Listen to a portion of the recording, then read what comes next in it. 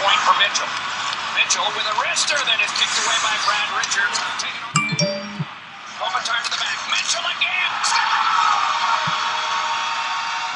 That was a Dustin Brown goal. This is Rookies Roundup. Welcome to episode 36. I am your host, Jake Liker. It is 9:48 p.m. Pacific Standard Time here in Los Angeles, California. It is June 7th, but it's June 8th on the East Coast.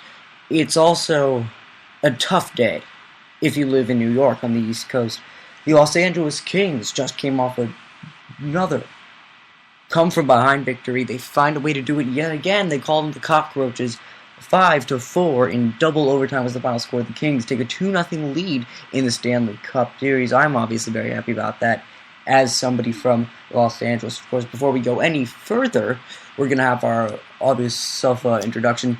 Then we're going to kick things off with the Stanley Cup. We'll talk about a little corruption check-in. We have a triple threat today. A little snippet from the IOC, the NCAA, and of course FIFA, everyone's three favorite corrupt organizations. Then we'll be talking about the NBA. What Flip Saunders, the new president/coach of the Minnesota Timberwolves, said about Kevin Love that has people concerned. And of course, we have to talk about it. Game 1 of the NBA Finals, the air conditioning fracas, if you will. And then, interesting comments over at Belmont Steaks. What did the owner of California Chrome say? That lays some eyebrows as well. Then we'll finally be talking about a little bit of baseball. It'll include Rookie's rant and about how Dodger fans are getting left in the dark. Of course, we'll close things out with the awards, and maybe if there's time, we'll talk a little bit of Johnny Manziel.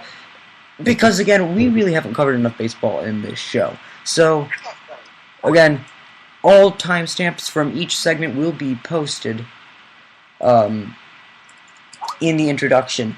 Also, because Carl and Noah continue to talk to each other over Skype and sounds might come up here, I'd like to apologize formally for them, and I think that they have passive-aggressively received the message. So, this time I guess it means I get to start with the intro. Jake is covering up for it. Jake is covering up for his chats that's going on with his friends. He just doesn't want to seem responsible. Hey, you know what? This is the curse of the group chat. What can you do?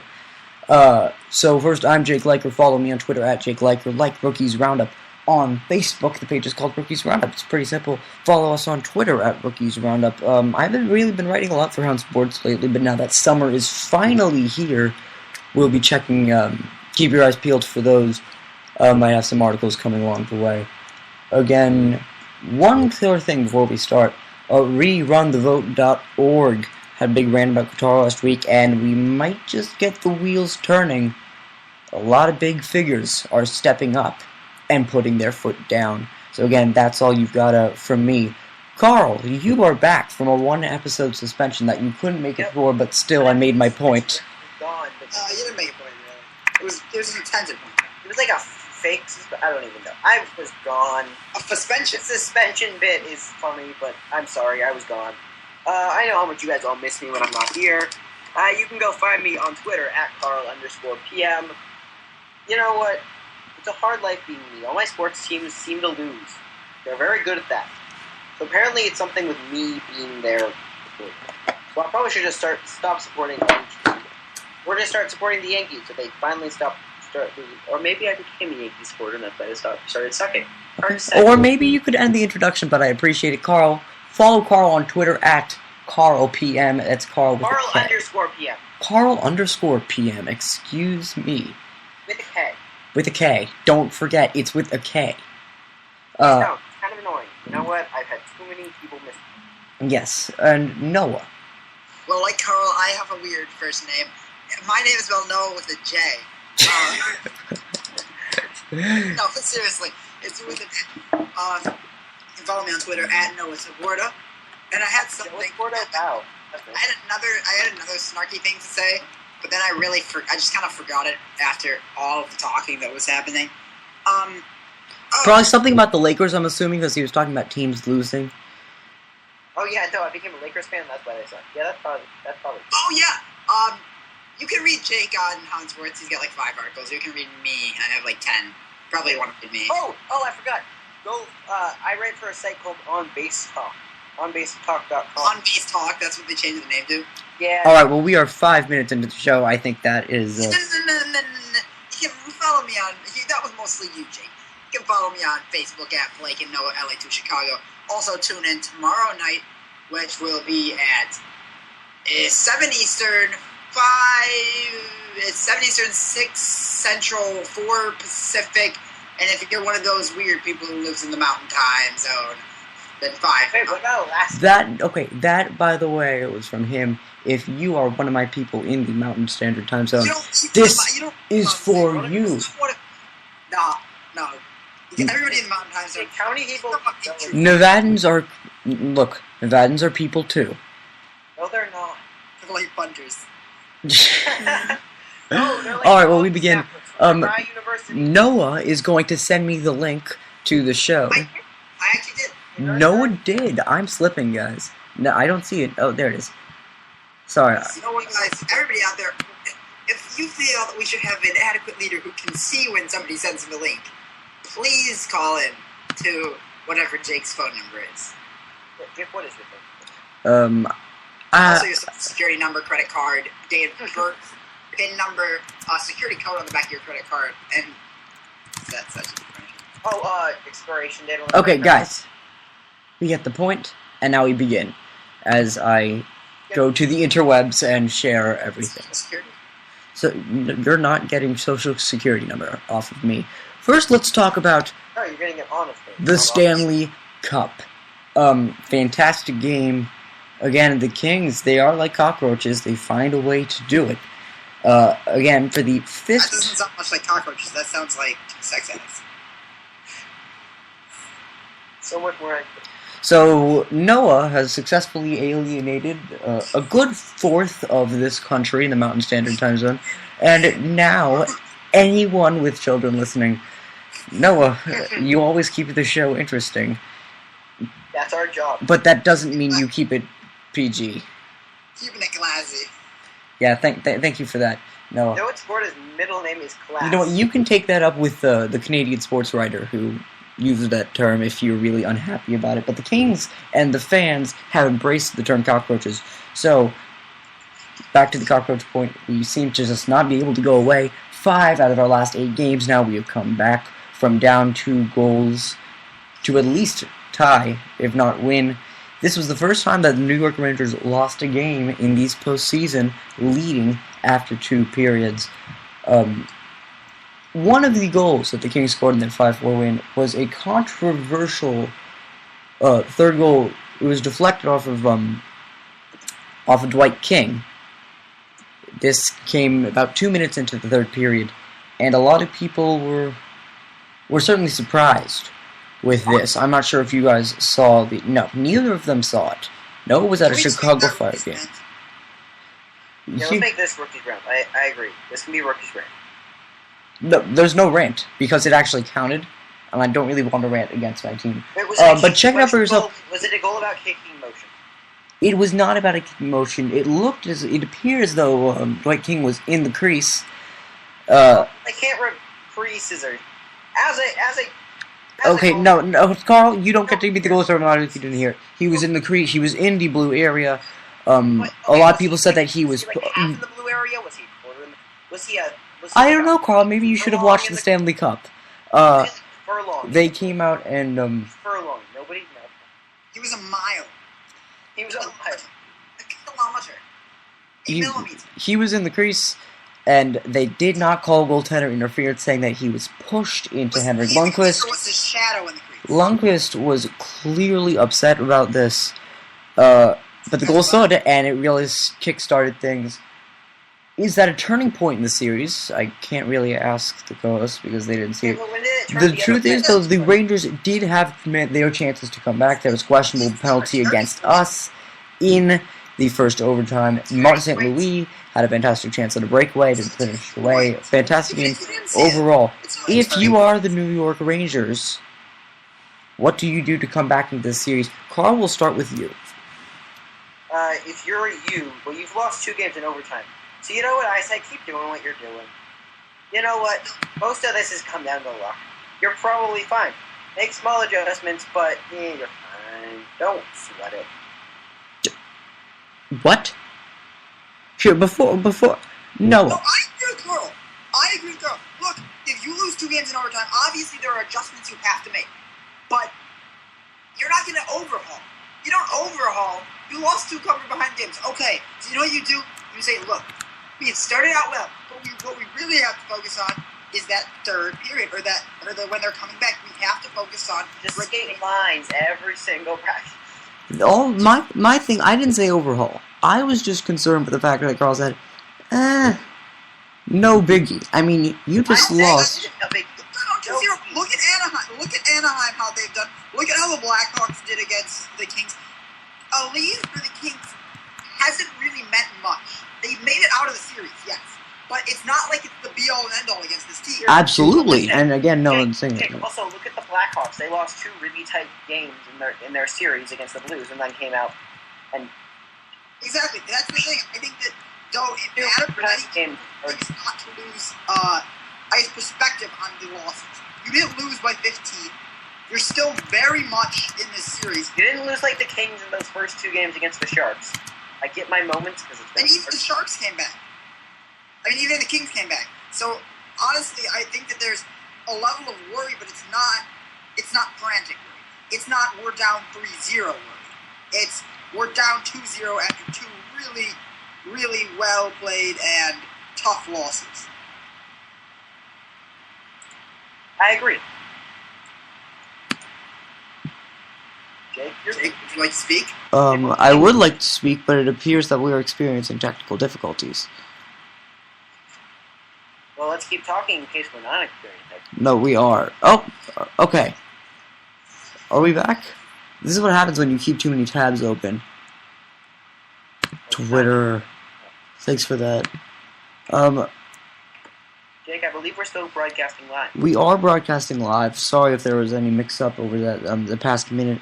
But basically, Noah, would you want to sum up what you said in those past 60 seconds? No, wait, did it not work? No, it was still going the entire time. It was still going the entire time? Fantastic. Yes, so we don't have to sum it up. We don't have to sum anything up at all. Here's what I would say. I don't want to brush the first 2 games off like no biggie. I agree. A lead for really any team, Kings or other, hasn't meant much these playoffs. I think that the Rangers absolutely just need to focus on making sure that they can hold the lead. You can't blow a 2-goal lead. Basically what Noah just said, and I agree with him. I thought you said you disagreed. I disagree. If you recall, though, Carl doesn't feel that there needs to be much urgency at any point in the series. Yeah, that's true. Remember how Carl was like not worried at all going into Game 6 when it was 3-2? Once again, there's just confidence and overconfidence. I agree, and I don't think either team is going to make that mistake. The same thing. Really. Oh, or maybe arrogance. We will find out. In this game, though, another big win for the Kings. Whatever happens, its records will be set. This has been a very exciting cup for anyone who's watched it. We've seen an overtime game, and now we've seen a double overtime game. Who knows what will happen? Game 3 on Monday in Madison Square Garden. Now, we move on to our corruption check-in. The triple threat. We've got FIFA, IOC, and NCAA. We'll start with NCAA because these days they're kind of like the least corrupt of the 3. Or at least they're not as morally corrupt as the other. Yeah, that's more. They're pretty morally corrupt. Oh, yes, but not as much as FIFA and IOC. FIFA. They're not FIFA. They are not FIFA, they are not the IOC, which is why we start with them. Specifically, the academic scandal that happened about 10 years ago at North Carolina, in which many fake classes were taken. Noah, you suggested actually bringing this up with Rashad McCants. So would you like to talk about that? Okay. So if you don't remember who Rashad McCants is, he was one of the stars of the UNC basketball team who won the national championship back in 2005. And basically he came out and told ESPN's OTL, or Outside the Line, that, first of all, the tutors that the team had wrote his term papers. He never went to class. Actually, he went about half the time. And he remained able to play largely because he took bogus classes. They weren't real. They were sham classes. Classes that didn't really exist. And I think this is really big because, look, when a player's coming out once again, like this isn't the first time we're hearing this. And it's not even the first time in the last year. It's just coming out over and over and over again that these papers, a player, who was it this year during March Madness, where they showed a paper that a player wrote that was just like a... They didn't say who it was, but it was North Carolina. This was actually the same North scandal. Carolina, but it's a really old one. It was 2 paragraphs, basically, and they got like an A on it. Or what was wasn't it? this year's No, team. actually, so it turns out they got like a C on the paper, but in that course, they got an A minus, but... No, that was a paper it was the Rosa Parks paper. Yes, it was on African American Studies, as well as this is what McCants took. Yeah, I think that's crazy. I think you know what? For once, I agree with Wilbon when he was talking about the saying that I don't think that people take the class seriously because they're not also learning about their heritage. But just mainly on this, it's just it's embarrassing for North Carolina. There's no way you can put it lightly. The fact that they are taking these classes, that they are giving these classes, is horrible. Like, majority of these players will not go on to play in the NBA. So what you're doing is not helping them. You're hindering them. You're hurting their chances of having a successful life after basketball. All right, Carl, I would definitely appreciate it if you stopped messaging in the Skype box as well as the viewers. Thank you, Carl. We appreciate your cooperation here at Rookies Roundup. We apologize for any inconvenience. Moving on.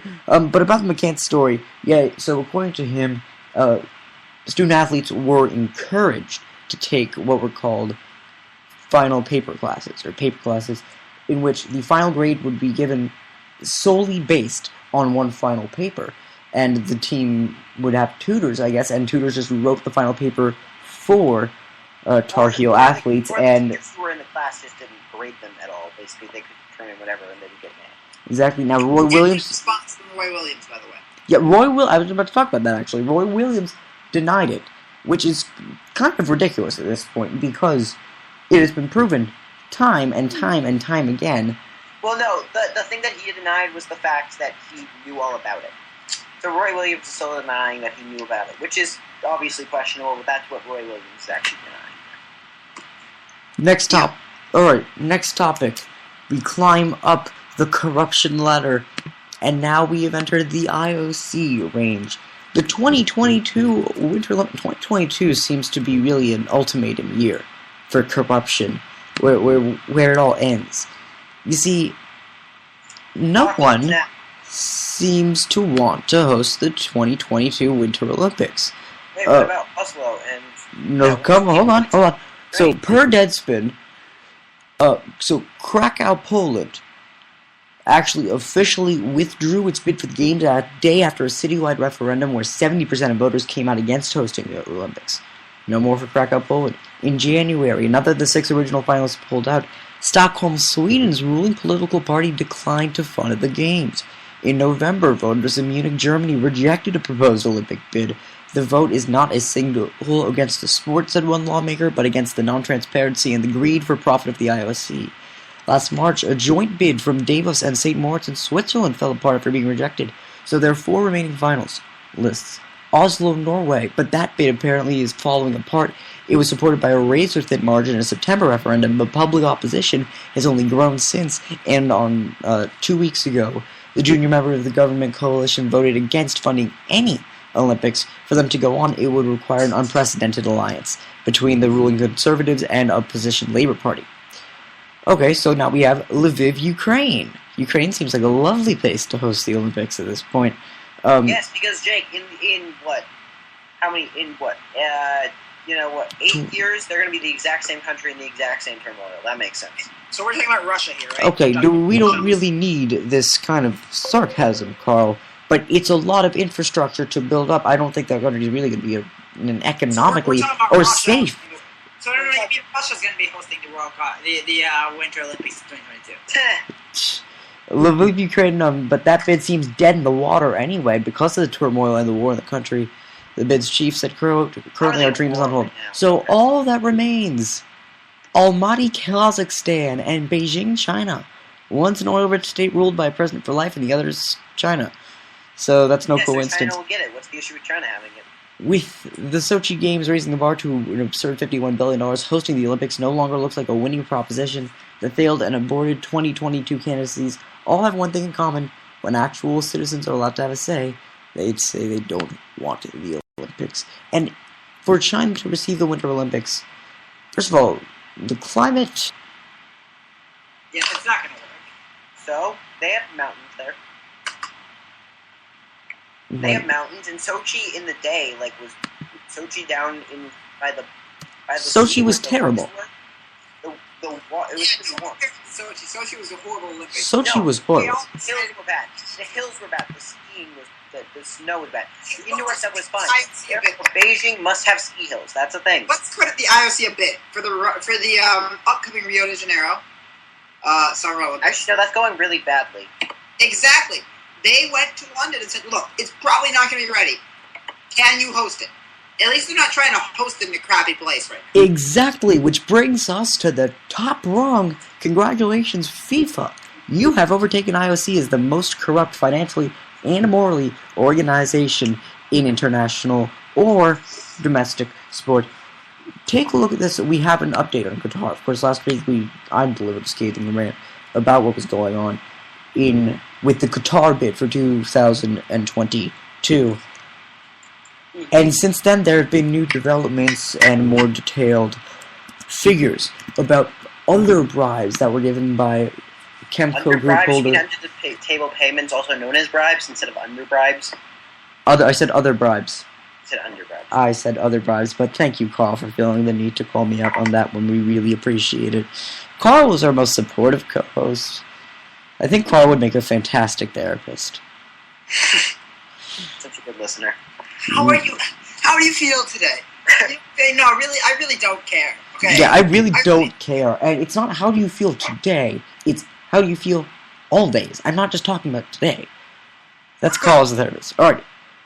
As a matter of fact, the Sydney Morning Herald just posted an article 13 minutes ago. Fresh corruption claims over Qatar World Cup bid. Why they're not rotten? They should say rotten because rotten makes it sound Last week, Britain's Sunday Times newspaper said it had obtained millions of emails, documents, and bank transfers showing that Mohammed bin Hammam, Qatari,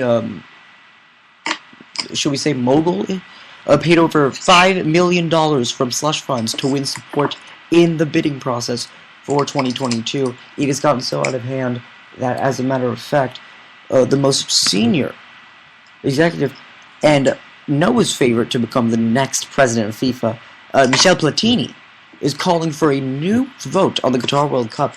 All that stands in the way, it seems, is Sepp Blatter, who doesn't want to change anything until they are absolutely positively sure that these things are going on, and even then it's still unlikely. It's a very morally and financially corrupt organization. By the way, only $5 million for the World Cup? Apparently... No, well, the thing is that's going straight to certain officials. That's giving $1 million for a person to bid for Qatar. Oh, can we also talk about how... So, you know how people are also saying Michel Platini. What's interesting about that is Platini is the only guy who revealed who he voted for. And then, this is actually what he said. I'm transparent. I am the only one who reveals who I voted for and did so by my own initiative. And now I find myself suspected of being corrupt. Let's not mess around. I saw this colleague 10,000 times in 15 years. He said of supportedly secret meetings with Qatari former vice president. So, here's the thing. I think he's the only one who we can actually believe. Because he's like saying, no, I met with him. He admits that he actually did vote for Qatar, I believe. Yes, he's like saying he voted for it. I think that's what I appreciate. That he's saying he's not corrupt. He did what he wanted to do. Well, that doesn't mean he's not corrupt because he's... I don't think he's corrupt. He didn't accept any bribes as far as we are concerned. All I can tell you is this. this. I think it calls for a new vote, and... Would you like this vote? Rerunthevote.org. It will take 5 seconds of your time to sign this petition. Seriously. But if instances of corruption are proved, there will need to be a new vote and sanctions. Yep, rerunthevote.org, But guys. the thing is, you know why I think this is okay? Because the fact is, because the FIFA, how they do it is it's in 2 World Cup cycles. Russia, the amount of time that they're actually going to get between 2018 and we're not you're a few years behind who would normally be in 2022, but if another team got it, they would still easily be fine, especially if it's a country with a lot of infrastructure. What do you mean there's nothing wrong with this? How about this? How about the fact that there are migrant workers dying as we speak? Jake, if they take away their road from Qatar, you do understand it's coming to the U.S., correct? Yes. You know what? At least we are not going to kill people here. What? I'm just kidding with you, bud. Mm-hmm. It's a joke. We got a lot of problems, though. Like, we have problems too, but you know what? Stick in places that shouldn't be placed. At least it's not Qatar. You know what? Places that are worse for it to go to. Where would they host the championship? Wherever Minnesota's new stadium will be. No, they probably actually played at Cowboy Stadium because it's just so. No, they probably played at LA Coliseum. That's where they played the last one. Actually, they played the final at Rose Bowl. But nonetheless, rerunthevote.org. If you do not want to stand by and watch idly, at least feel like you can do something. 5 seconds. Rerunthevote.org. Moving on. This is a topic that Noah was very wait. interested in. Can we actually stay on the topic a little longer before we move on? No, we have a lot of stuff to cover. I think they're moving on a lot. Yeah, Jake, come on, let's actually get into this topic.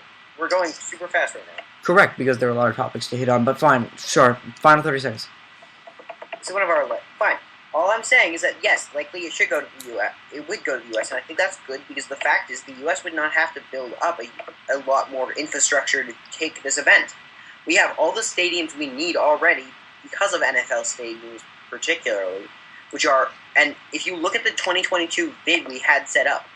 The 2022 bid had stadiums that were all over 60,000 and multiple over 80,000. That means fans from all over the world can come in, and the U.S. has the built-in infrastructure, so you don't get this worry about security as you do when you were going to the Sochi Games or the Rio de Janeiro, or when you're going to Brazil for this World Cup. People are nervous because of the rioting. It's not like that in the U.S. Right, for sure. And of course, if you were feeling the more intellectual type, stadia. By the way, it turns out stadia and stadiums are both acceptable terms. Noah. So we may have a problem. So I love Platini. He's my vote. So it looks like that won't happen because he has become so disillusioned and frustrated with the way FIFA conducts itself that it's going to take a lot to change his mind. He is considering he doesn't want to run because he doesn't think he can do anything because of how it runs itself. There's only a 10% chance that Platini will run against Sepp Blatter because he just hates how FIFA runs itself, and he just doesn't want to be a part of leading it. So that looks very unlikely. Well, again, we'll see what happens. We still have a lot to hit on, guys. We're hitting on people? Yes, we're hitting on multiple people, actually. Fantastic. Flip Sanders deserves more attention than this. Well, considering we already talked about it so much last week, or 2 weeks, Let's go. 2 weeks ago, and I've already called for the division multiple times. You don't want to be redundant.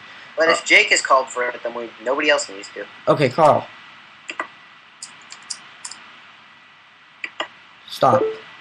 Okay. We are done with the sass. But sass is fun. Go, next one. Alright, Flip Saunders, president / coach of the Minnesota Timberwolves, says that Kevin Love has no right to be frustrated.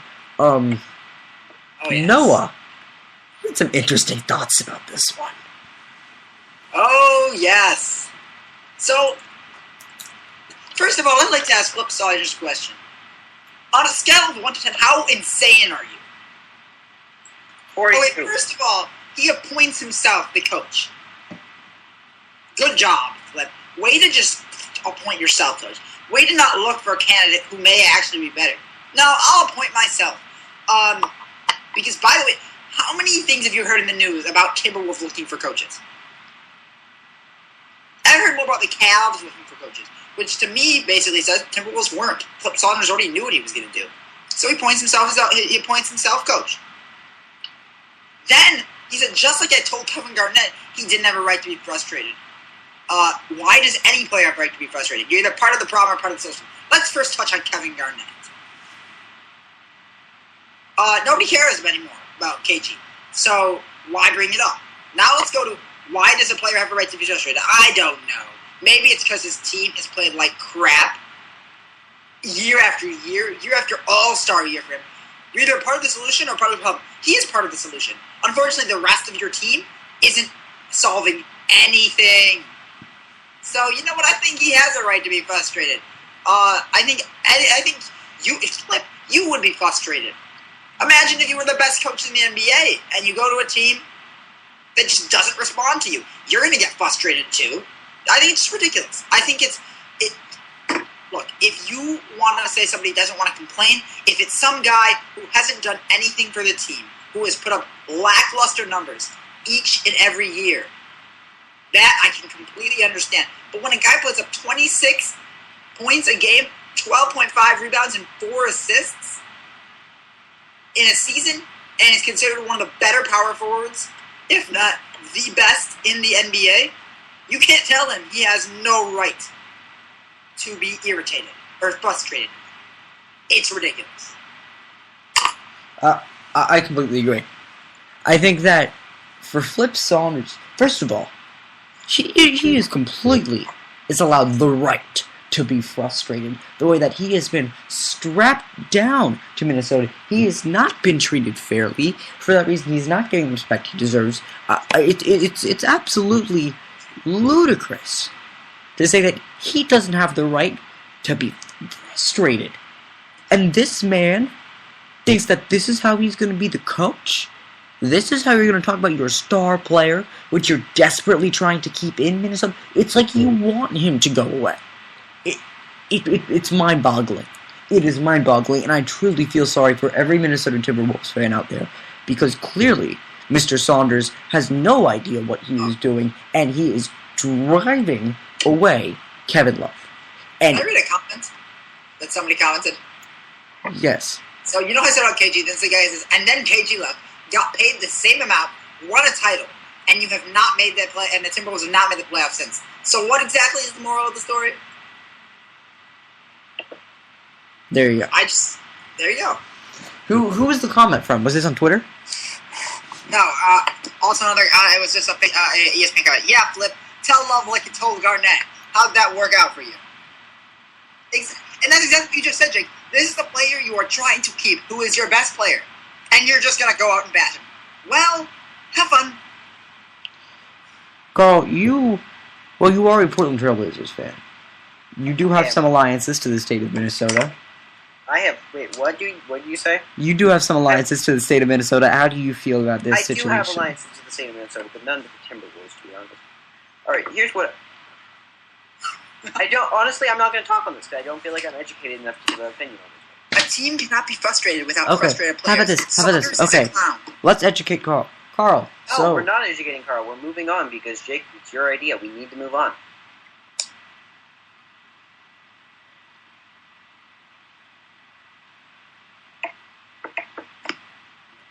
Okay. That was an example. Can I say something? Love is frustrated because he's not a winner. If he was a winner, he would have gotten the Wolves to the playoffs at least once.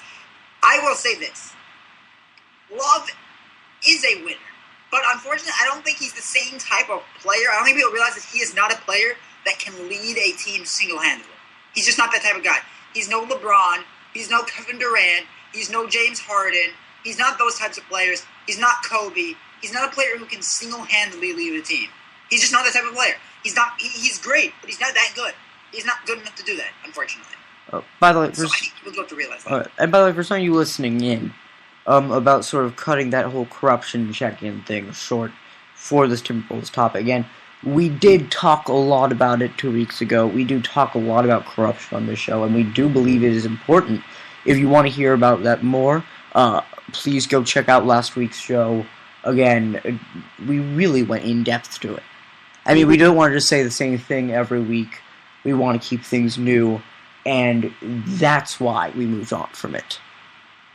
But that is all. If you want to read up more about it, please go ahead again, rerunthevote.org. If you want to hear about the NCAA, I've written articles about OnSports.com.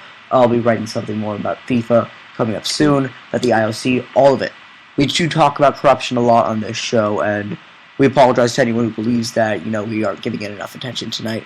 But we do have to move on. There are a lot of other topics to talk about as well, including this one. So again, just the background for most of you who don't know, for those of you who don't know, the Minnesota Timberwolves, their owner, Flip Saunders, has hired himself as coach. Not owner. President. That's like saying Larry Bird owns the Pacers. No, he's the president. And he decided he's going to put himself in head coach. And he decided that that he's going to tell a star player that he has no right to be frustrated. It's ridiculous. It just makes no sense at all. Can we look at Flip Saunders' resume? I would love to look up Flip Saunders' resume. You know what his career highlight and awards under is? 2-time NBA All-Star game head coach. Congratulations.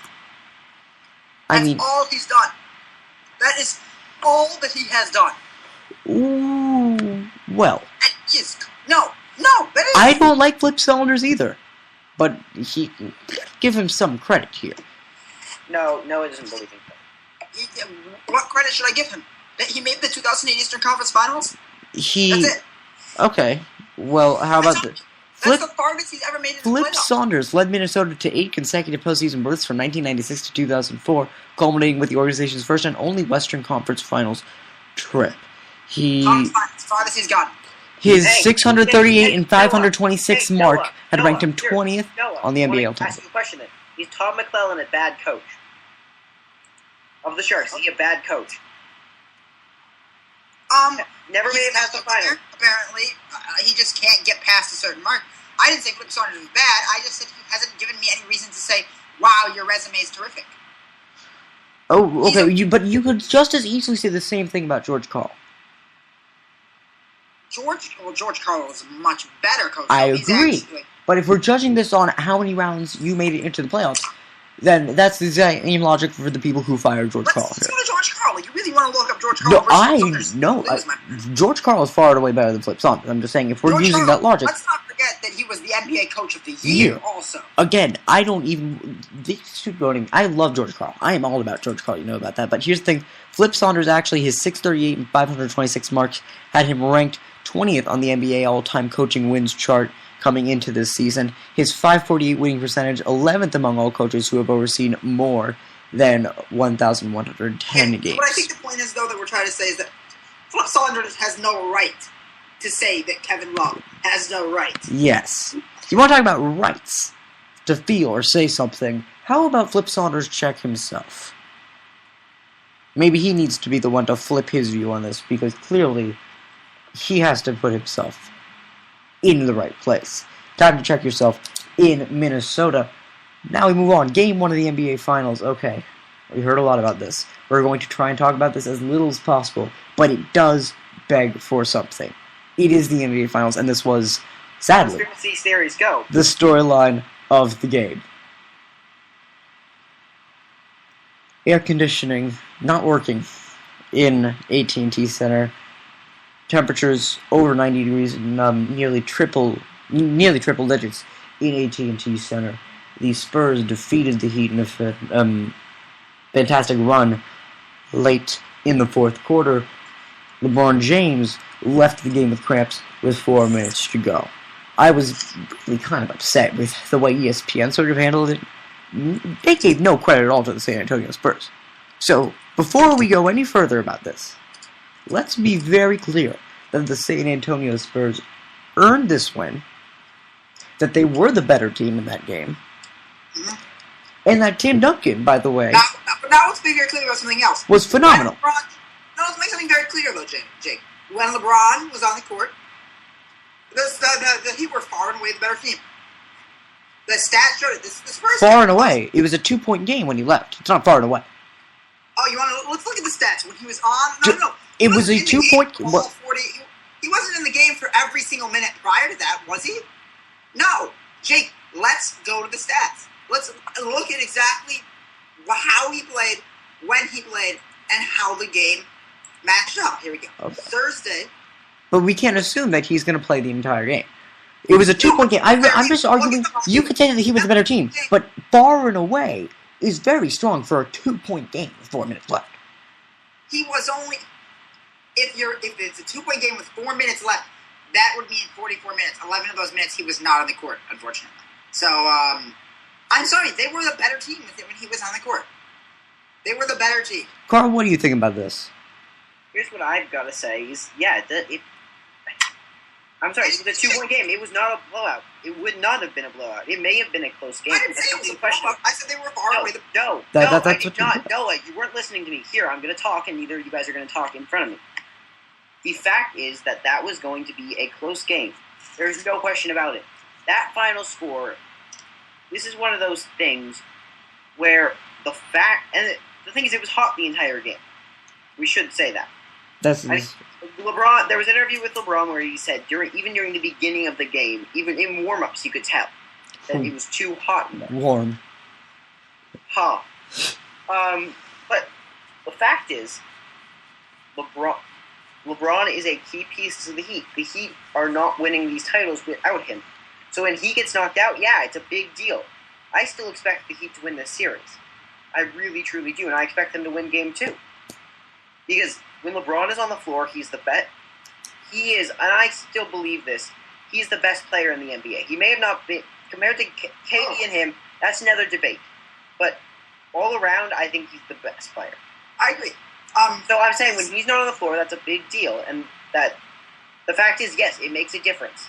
The Spurs won that game.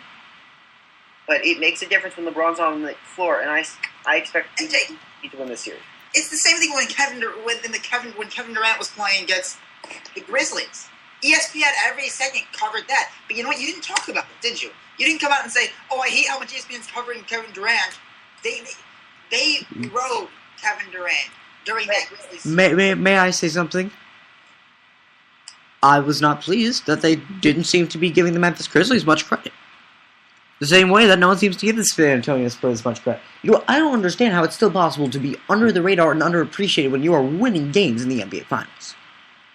That, to me... Yeah, I disagree the Spurs are any more underrated anymore. Plenty of people picked them to make it to this point. Most people did. Including you. By the way, I've got to give my credit to Noah, who beat me in predictions again and correctly predicted that the Heat and the Spurs would meet in the Finals for a rematch. So you haven't noticed, if you listen to our show, you will have realized that Noah's the best at picks, Jake is always second best at picks, and I am always really, really bad at picking. It seems to be a pattern here. Yeah, Noah's got the top. And speaking of predictions, don't forget to tune in tomorrow at 4 o'clock Pacific for a big World Cup prediction show. Well, now you just alienated 3/4 of the country. How about 5 Mountain Time, 6 Central, and 7 Eastern? So Mountain Time, see, people in the Mountain Time do exist. What about Hawaiians and Alaskans? We are alienated. They don't count. Alienating all our viewers. Wait, what about international viewers? What about our viewers from England? What about our viewers from Iran? You make a very good point, because I'm going to be in Hawaii next week. Noah's going to be in Colombia. So this... somewhere. I will be doing shows basically like every 3 days on the World Cup. And actually, I should announce this. Can I make a big announcement? Go ahead. Please do. The last summer... Realize the Sharks aren't the best team in the NHL? You're funny. I didn't even have them making it to the Cup. Oh, I know you had the Blues. Yeah, I did. And I also had the Rangers, so...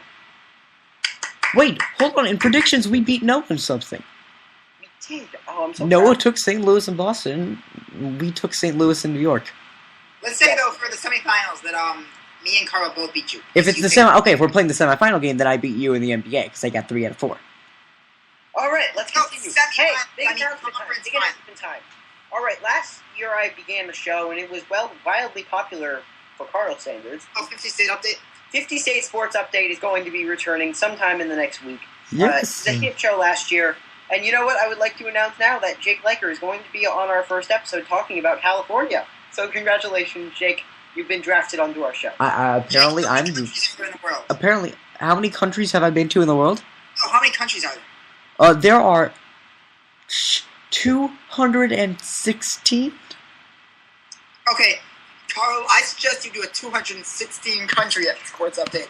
Yeah. So how's sports in Tuvalu right now? Oh, Terrific. You realize you have to do more than like one a day. Okay, so I may have or may have not overshot. There are 196 countries. Oh, well, that's doable. But, there are a lot of territories you could sort of count. Like, I mean, you got that Western Sahara area in Morocco. But anyway, we gotta get back on track. We really do.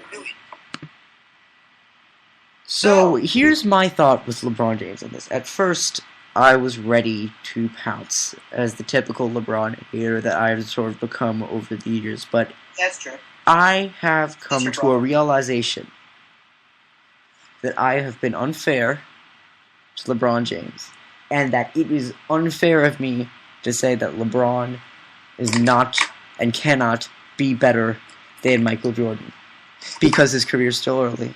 He has been playing dominantly, and you know what? For that, I apologize to LeBron James. Can we mention something, Jake, by the way? Michael Jordan played a lot of minutes, but LeBron played more minutes than he did. So when he gets injured, people like, oh my God, Michael Jordan never got injured. No. That's an accurate. That's Yeah. So yeah, that's not true. So That's frankly here not. Here are the thoughts with the cramps for LeBron James. Considering what he is ultimately aiming for, to be the greatest player in the history of the NBA, I was somewhat disappointed to see him go off. However, at some point you need to know your body.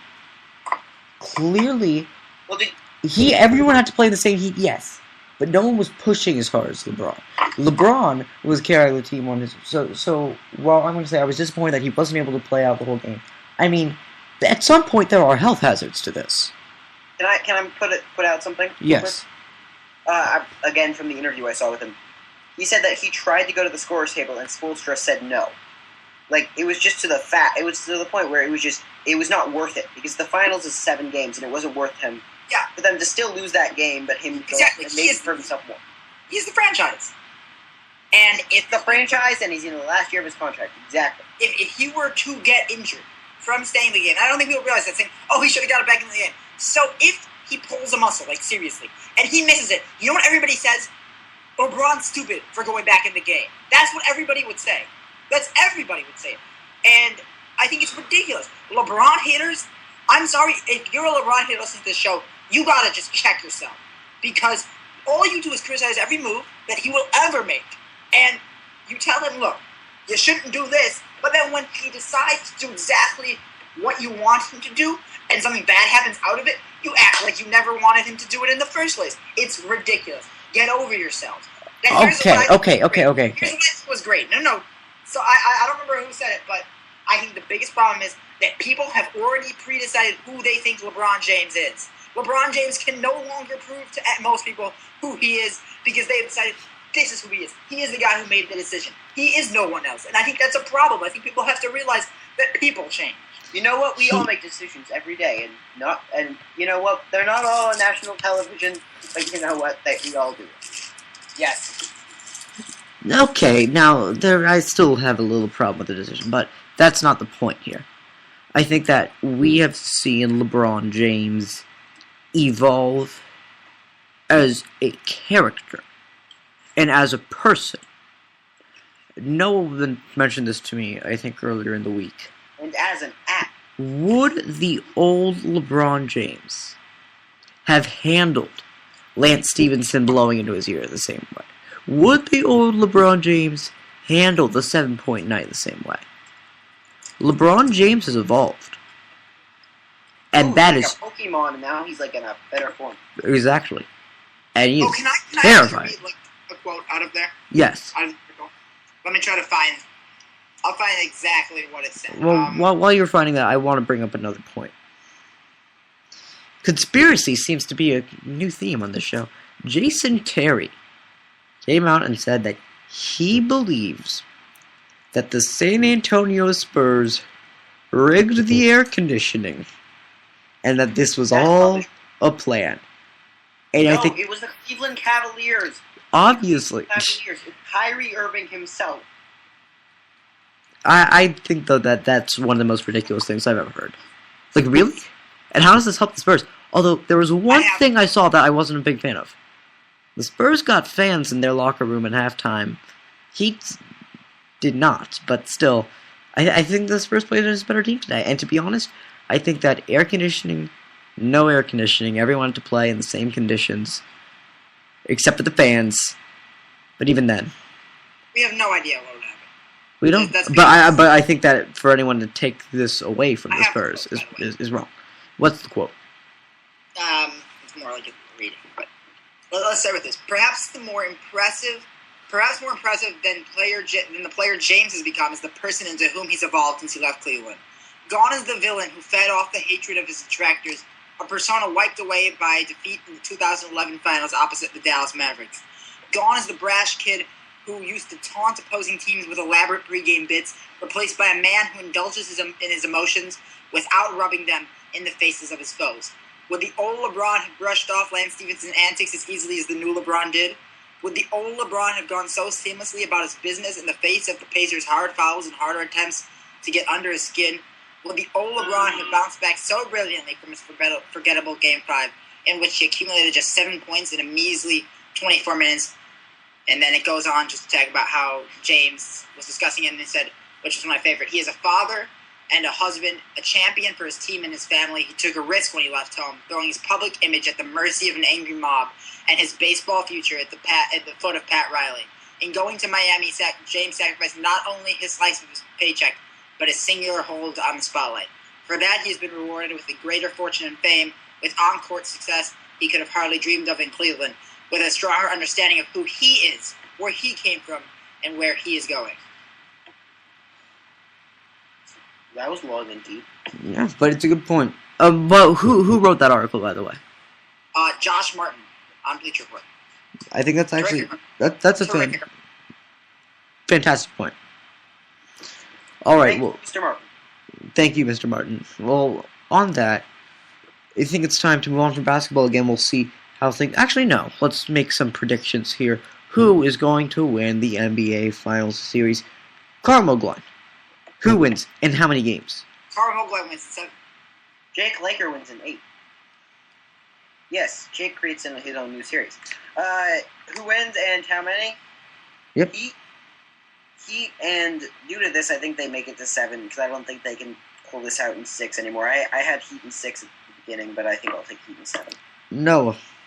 Now, if we go to mathematical trends, they lost none to the Bobcats, 1 to the Nets, 2 to the Pacers, which means they lose 3 to the Spurs. However, the same thing happened against the Thunder, except they were supposed to lose and they ended up winning. This time they're supposed to win. I still think they're going to lose. I've said it to the Spurs since the beginning. They want revenge. And Tim Duncan said it also. And I think this is deeper than what when Lance Stevens said they took it from us. Duncan's basically saying, you know what? They beat us. So we're going to beat them and make them feel exactly how we felt because we feel like we deserve to win it. I think this time, when the ropes come out and when they are getting ready to bring out that trophy, it will come out. And it will come out in Game 7 in San Antonio with the Spurs as the new NBA champions. Not going to happen. And in how many games? It's not going to happen, Carl. Because how many games? 7. Because it wasn't going to happen last year either, Carl. And then it almost did. How is it not going to happen? You know what wasn't going to happen? The Sharks aren't going to lose. Okay, you cannot use that multiple times. It's funny how you just dissed me for my predictions when my predictions were better than yours constantly. Let's have fun with that. Okay, no, you can keep yelling. It's a good look for you. You know what's also a good look for you? Losing. I think that's a pretty good time to bring us into intermission. I, for the record, think that the Spurs are going to win in 6 games. We will see how it all turns out. We're going to take a short break. Please stay with us for an explanation for why we haven't been talking much baseball. Which team's fans are being left out of the dark? What was said at the Belmont Stakes that raised a lot of eyebrows? And what is new with Johnny Manziel, if we have time and if we still feel like talking about him? Because, you know, he gets to be a lot at some points. Monty Python and the Holy Grail has their own intermission music. We're going to use it. We'll be right back.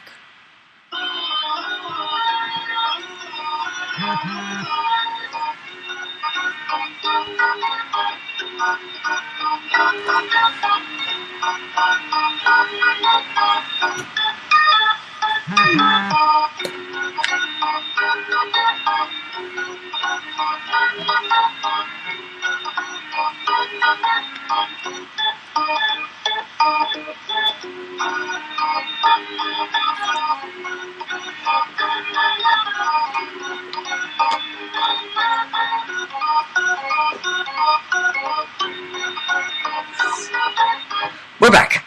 That was nice. You know, I think that should become a staple of this show. I appreciated that intermission music. We have no comment from the co-hosts. I'll take that as a 1-0 vote. You only do your bidding and you forgot to bid. Carl was unhappy that I stopped the intermission and I didn't fade, and I apologize for that AV. Thank you for apologizing. Or I apologize. Normally I fade, but you know what? It's 10:43. We gotta get the show on the road. Wouldn't it be show back on the road instead of like on? Okay, that's fine. Keep going. This is your show. This is your show. Belmont Stakes. Steve Coburn, I believe is his name, is the owner. I believe is the term. Yes, Steve Coburn is the owner of California Chrome. Here's what he had to say about Tonalist winning the Belmont Stakes. Keep in mind when you're listening to this, California Chrome was really an underdog story and ended up winning the Kentucky Derby, went on to win the Preakness and almost had the Triple Crown, but instead Tonalist won. Chrome finished in a dead heat for 4th place. Coburn was obviously upset about this, but you know what? Instead of being classier, he talked about how Tonalist didn't have to race in either of the 2 previous Crown races. Here, California Chrome owner Steve Coburn's thoughts on the loss. And all those with California Chrome. Throughout it all, Steve, it's been a... You know what? It's actually a 4-minute interview, so let's just go to the. Basically, here's what he said. According to Deadspin's Sean Newell, quote: "The winner, Tonalist, did not run in either the Kentucky Derby or the Preakness, and Coburn thinks that's dirty pool." In his post-race interview, where he spends most of his time scowling into American living rooms, Coburn gets so fired up that his wife tries to calm him down mid-interview and he swats her away. At the end of the interview, you can hear him telling her, "I don't care." Essentially, he thinks it's cheap that horses and owners and trainers can wait out the other races and have a fresher horse run at the Belmont and play spoiler. Under the current setup, he thinks the deck is stacked against a horse who runs all 3 races. To combat that, Coburn says the field at Belmont, and presumably the Preakness as well, should be limited to the field at the Kentucky Derby. What are your thoughts on this? First of all, 2 questions, really. One, what are your thoughts about Coburn using this as time to speak about it, sounding somewhat bitter, to say the least? And 2, do you agree with him, Carl? I don't agree. And the fact is that we cannot change the system now. Any horse that won the Triple Crown before, Secretariat had to do the same thing. Seattle Slew had to do the same thing, and Affirmed, the last horse to win in '78, had to do the exact same thing. This is just being bitter, and honestly, I guess I'm not saying that rant is okay, but I'm saying I understand why he was a little bitter. Because the fact is, there's a lot of pressure on a horse at this stage. But I don't agree with what he's saying. It's a fact of horse racing. You just have to deal with it. It's part of how the sport works. It's also notable that it turns out Chrome may or may not have injured his left leg at the starting gate. Noah, what did you think about this when you're done with your... What are those chips? Thank you. Just so everybody can hear. I wanted to make sure everybody can hear what's going on here. Look, it's tough. I was obviously rooting for Crow, and my heart was racing after he lost. I was just, and I don't really even I never found myself caring about horse racing, but for the first time I really did, because the last time somebody won, my mom was 16, younger than I am. That's crazy. And if that had happened, it would have just been pretty crazy to be able to say, I saw the first Triple Crown in 36 years. I was able to watch it. But didn't happen, and maybe he was injured. That's tough. It's tough. You lost. I understand. And you're going to go on a rant. Most losers do. You're obviously upset, especially after all you went through to get to this point. But the fact of the matter is that Carl's right. Horses have had to go through this in the past as well. And if you can't win it how it is right now, well, then you're taking away a little bit from it. I know it kind of is like, look, if you win, everybody's going to be happy. But also, by the way, this is an interesting article on Bleacher Report. I don't remember exactly how. If there had been a Triple Crown winner, it actually would have detracted from horse racing as a sport and actually hurt it. I think it's also some of the lustrousness. What makes it so popular is it's that much more difficult to win. Exactly. If you take away some of the difficulty, you know what? It's like, as they say here, instead of winning 4 games now in the NBA Finals, we'll give you a 3-game head start. Now go get the 4th. It's not as cool. Alright, here's what I'm going to say. It was a two-legged question. And before we even address whether or not I agree with him, let's talk about how poor his timing was. I mean, how many people are really going to feel sorry for Cobra? And keep in mind, he's made a lot of money. He went rags to riches on this $5,000 No, he was already pretty rich. But richer. Richer. Exactly. And now he's going to come here and bitter. And instead of reflecting about how, instead of, our jockey did a good job, great horse, you tried his hard, just couldn't do it. He went with not what his team did wrong, if anything was done wrong, but what the rules need to be changed. The rules are the same for everybody. He's not taking any accountability. None at all. It's really kind of classless, to be honest. And it's a shame because everyone was really rooting for them, and then you see this side come out. I understand that's frustrating, but you need to calm down. You need to take a look, just in perspective here. Even how ridiculous it is. Right, exactly. Now part 2. We're a family-friendly show, so we're not going to say what DAP stands for. But let's just say that A is a synonym for donkey. And it was named after, actually, people told them that they were insane, that they were dumb, said donkey partners. And so they put DAP on all of their really paraphernalia. Well, right now, Mr. Coburn looks like the biggest DA of them all. Because, while I don't mean to completely diminish everything he's done, because this is still a fantastic story. And I wish there was a storybook ending. And I was rooting for California Chrome, especially in the pride of my state here. I think that just to say that it's not fair is not the way you want to go out. Why should they get that advantage? Your horse lost, my friend. That's it. It's over. And part 2. There are a lot of problems that could arise if you did make the field from the Kentucky Derby mandatory for the next 2. Belmont. You end up with 4 horses in the Belmont. It could happen. Right. Guess what happens? Okay. How about next year they do that? California Chrome suddenly has a minor accident before the Kentucky Derby, just an hour away. And they decide, you know what, it's not healthy for him to race. Guess what? Now California Chrome isn't allowed to race in the Belmont Stakes. In Preakness, and he's not allowed to race in Belmont either. California Chrome won't race again. Horses normally only have a 1 year. No, they have a 2-year season. They don't go 2 years. Look at the best. The year before the Kentucky.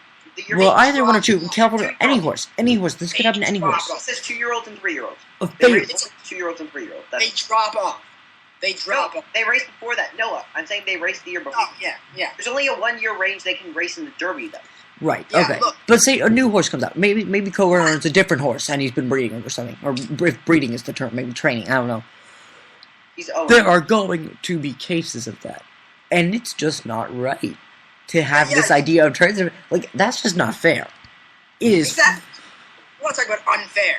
Oh, and by the way, there are 20 horses in the field in the Kentucky Derby, and I believe there are only 12 or 10 in the Preakness and the Belmont.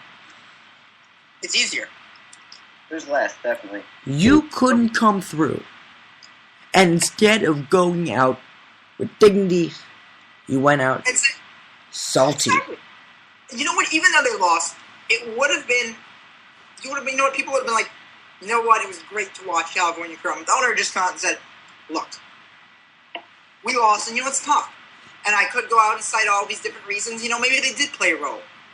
But I'm proud of what we did this season. This was in the Kentucky Derby in Preakness. But no, he comes out and says something that has nothing to do with, first of all, his horse. He wants to target everything that the other people are doing. Right. Not what happened with them. You know what? Even if he had said, we lost, and you know what? I'm proud of what California Chrome did. I'm proud of what Victor Espinosa did. No. I'm proud of what everybody else did wrong. Great. It's amazing. It sort of reminded me of when... Listen, I'm not going to take a political stance here, but after the Republican Party... But you're going to take a political stance. No, I'm going to use one as an example here. And I would say the same thing for the Democratic Party or the Republican Party in this case. When the Republican Party lost out to Barack Obama in 2012, they came together, and some of their politicians' strategy was not to reassemble or not to rethink about what their concepts were and their message. But some of them said, you know what, it's not fair the way that the districts are set up. And that had the districts been set up this way, we would have won. And that really doesn't, that's not what you're supposed to do. You can't blame the rules of the game, because everyone has to play by those rules. You lost, you move on, and you think of ways to improve. And with that, we move on. Now, listening to the Stanley Cup today, I finally got Doc Emmerich announcing a Kings game. And I have to say, Doc Emmerich, even though I've only been a hockey fan for 2 or 3 years now, has quickly become one of my favorite announcers. And he is my single favorite announcer on TV that I can listen to right now. And that's where the TV situation comes in. Vin Scully is the announcer for the Dodgers. The Dodgers recently signed a deal with Time Warner Cable. And this deal gave the rights for Dodger games to Time Warner Cable. And now, over 60% of TVs in the LA area are left in the dark, hurting local businesses, bars. That's why we have Free Throw Sports. Hurting, yes, but you can't illegally. It's not the same. You know that. Illegally streaming is not exactly the solution here. It's a grander scheme. It's about how much do you care about talent, but how much do you care about the fans here. It's a complex story that has gotten so many people upset. Even Los Angeles Mayor Eric Garcetti came out and has pressured Time Warner Cable to do something about this. So there are 3 role players here. We've got the Dodgers, we have Time Warner Cable, and we have all the other service providers. The Dodgers sold the rights to their games to Time Warner Cable for a $8 billion 25-year deal. Not M, B, $8 billion. Time Warner Cable accepted. And now Time Warner Cable realized that they've paid a lot of money for this, and so to make up the payroll, they're trying to charge other providers a little more than what would be standard for this. And they have refused to have a pay-per-home basis. Like, if they want to see, they could DirecTV said, okay, why don't you just have us? If you want to pay, if you want us to say it's $5.10 for every house. How about we just have the houses that want Dodgers pay that $5.10? No, they want all in. They want it part of the basic package. So first you look at the Dodgers here. The Dodgers knew that this would happen, that they were overcharging Time Warner Cable, but in return they got $8 billion. That could go a long way to putting out a better team. However, in doing this, they knew that a lot of their fans would be put out in the dark.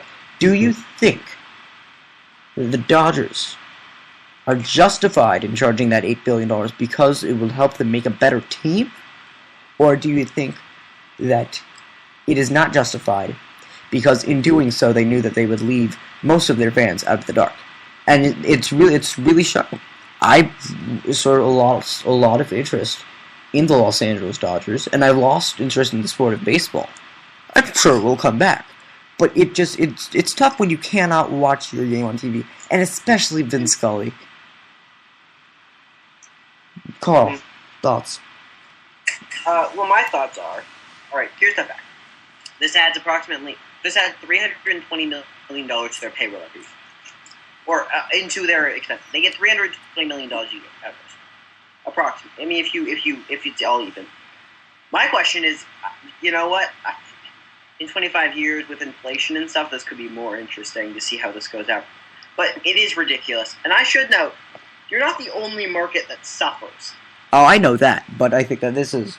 You understand, as do I, the Pac-12 network issues. Oh, too. I'm not even going to get started. But don't get me started about the Pac-12 network. Oh, and when people try and go after DirecTV in this, well, look... No, we're not going after... I'm not. Going after anyone. Please let me talk. Yes, go ahead. Thank you very much. All I'm going to say is that I feel like the Dodgers are doing a disservice to their fans. They already have the biggest payroll in baseball. They don't need a little extra cash in their pocket, because the fact is that most of that money is going to the owners. We're already almost all super rich, and yeah. The majority owners of the Guggenheim Group. Which is mostly rich people. Very rich. So I'm pretty sure they can deal without a couple extra $1 million in their pocket from Time Warner Cable. And honestly, they should have had a deal. They should have... I don't know who they should have gone with. I don't know how they should have restructured this deal. But the fact is that the Dodgers right now, I think, have an obligation to restructure this contract, because they, above all, right now, they should be obliged to giving their fans their games, especially because this could be one of Vin Scully's last couple of years. I know, that's So, you know what? I feel like the Dodgers do have a little bit of an obligation. It's just hard to watch, and it's hard to watch, and I do this rant with, I would talk about this the same way with blackouts in the NFL. It's ludicrous, because the fact is that fans want to be able to see the game, and especially in the NFL, where it's $100 per ticket at the least, half the time. Or in MLB, where it's $50 for cheap seats. Well, if you wait it out, you can get much cheaper. But I understand what you're saying. Jake, you can't plan a trip around waiting out tickets, though. You'd be surprised. Jake? Say it's a local game. I'm just saying that there are issues with this model. I agree.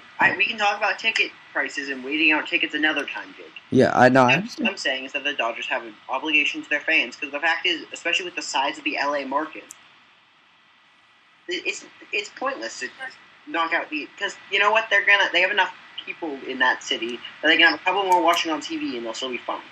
That's all I have to say. Exactly. I feel like. By the way, what I was thinking about DirecTV before, I find it ridiculous that so many people are going after DirecTV here. Okay, I'm just gonna talk. I'm gonna talk now.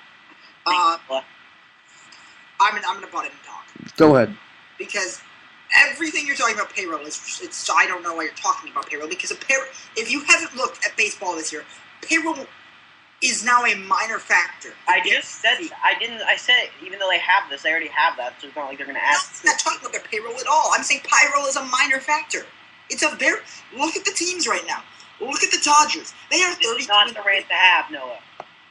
We should be talking about the TV rights and not going off on something else. No, we understand the payroll factor. The question is... I brought up payroll and then started talking about other things. Everybody out there, apparently Carl doesn't understand that when he asks not to be interrupted, he can't come back and interrupt me. Oh, okay, Carl, that's cute. Carl apparently doesn't like when I call him out, so... Can you please just go on with your argument? Yes. Thank you. I can, if people don't want to interrupt me. Yankees, Dodgers, highest payrolls. This, first of all, is going to the owners, and probably some of it is going to the team as well. It doesn't matter, so we shouldn't talk about payroll, because the best teams right now are teams that use the draft. Are you saying that money doesn't matter, though? It does matter, but I don't think having the highest payroll matters as much anymore. I agree. It's ownership. Now let's keep going on to the topic about the radio, or not the radio, the TV.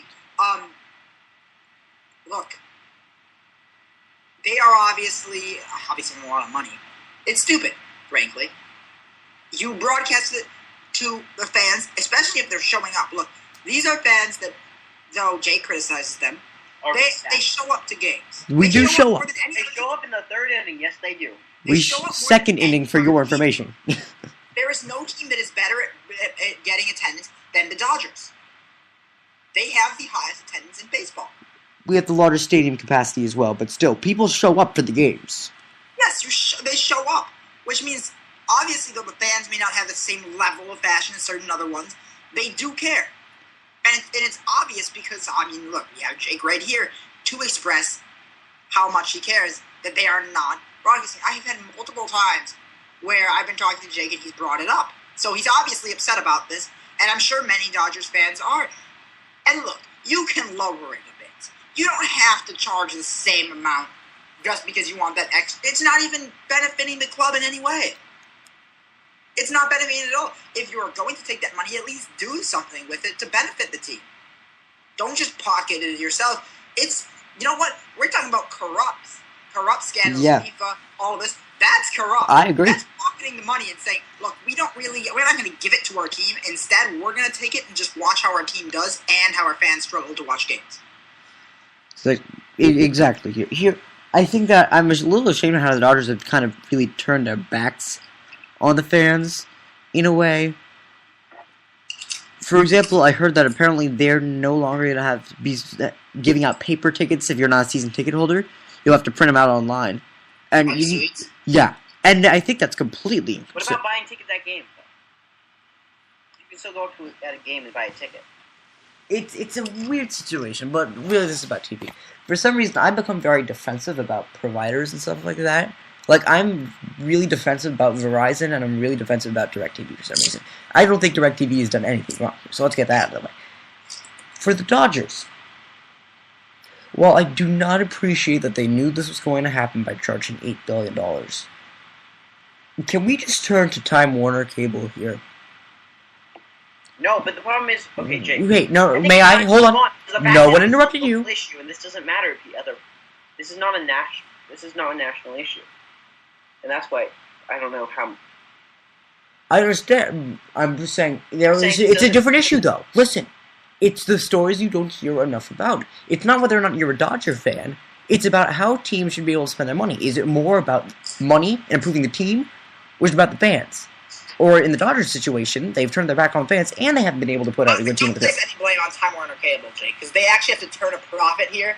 If they're charging them that much, then now you have to. My problem isn't them charging that much. My problem is, this is a terrible business investment.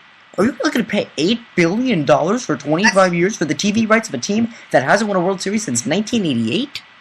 That's just stupidity. That is stupidity. Well, actually, and you know what? The Dodgers and the owners, these are businessmen. Is not based off World Series titles. I understand. It's about market size, but still, $8 billion is an $8 billion is an obscene amount of money. Yes, but market size. $8 billion. There's no getting around that figure. That's 9 zeros. For those of you who keep count at home. Okay, Carl, I don't understand your argument here. You keep saying market size. Would you like to elaborate that? Are you saying that Time Warner Cable made a fantastic business investment here? That they have a huge freaking market. Okay. And yes, they may have overdone this, but the fact is, they probably overbought this team. Oh, this is ridiculous. No, I'm looking at the stats right now. This is insane. Yeah, can we just move on, please, Jake? Hold on. Let me finish here.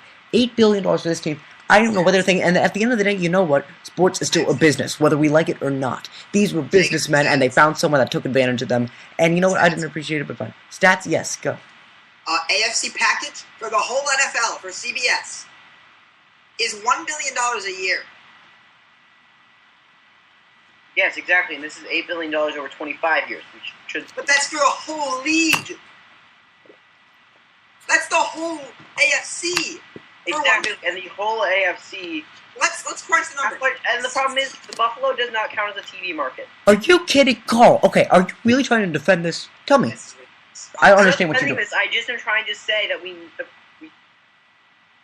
things have two sides. The issue is if you go too far to one side, then you're not getting the full story. I'm not, okay. Am I allowed to have, are we allowed to have an opinion here? We are, but I'm saying you need to look at both sides. I have looked at both sides, and the side I'm looking at, this was a damn stupid business investment to pay $8 billion for 25 years. I don't care what your market is. How much money does the Dodgers make each year? From this deal. How much money? It's about $320 million. $320 million? Oh, so Carl, each team makes $62 million.